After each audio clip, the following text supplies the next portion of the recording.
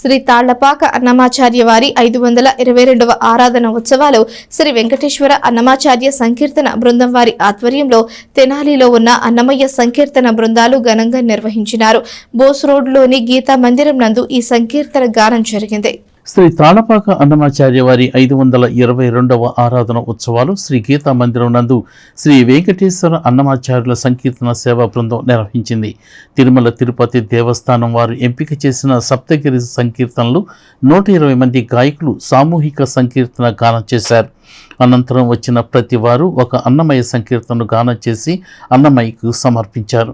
గానం చేసిన వారిలో పంచాంగం రామానుజస్వామి, కృతివింటి కమల, కొండపి వసుంధర, నందిరాజు నాగప్రసన్న, నేరేళ్ల కళ్యాణి, మూర్తి అనురాధ, మూర్తి పద్మావతి, కొలిశెట్టి బాలాత్రిపుర సుందరి, మాదల సత్యకుమారి, కటకం అన్నపూర్ణ, గౌరవ Vajjula Anjaneya Sastri, doctor K Purushottamarao, TVS Sastri, BL Narasimharao, Shankar Raju, B సుబ్బారావులు, కొండలలో నెలకొన్న కోనేటి రాయుడు వాడు, బ్రహ్మ కడిగిన పాదము, ముద్దుగారే యశోద, పొడగంటి మయ్యామిము, పురుషోత్తమ అని పలు సంకీర్తనలు ఆలపించారు.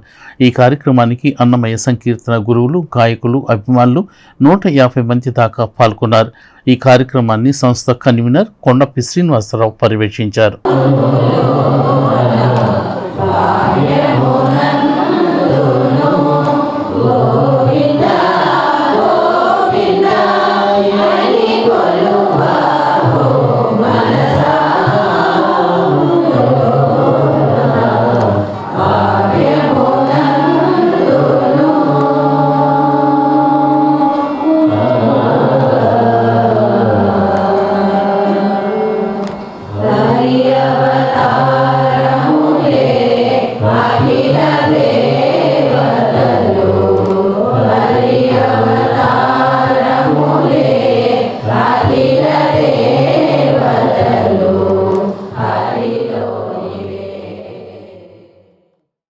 ఓం నమో వెంకటేశాయ.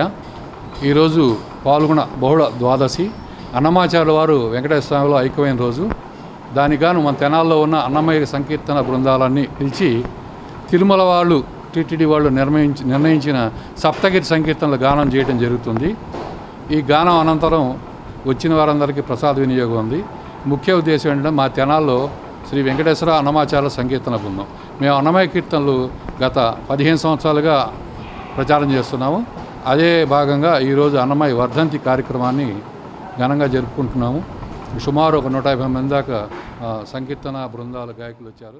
ముఖ్యంగా అన్నమాచార్యుల సంకీర్తనలు నేర్చుకుంటున్నాము అంటేనే అన్నమయ్య యొక్క మొత్తము కూడా ఆ వెంకటేశ్వర స్వామి యొక్క శిరస్సు నుంచి పాదాల వరకు కూడా అన్నమయ్య గారు వేదం నాదంతో కూడినటువంటి పదాలతో ఆయన సంకీర్తనలు చేయటం జరిగింది.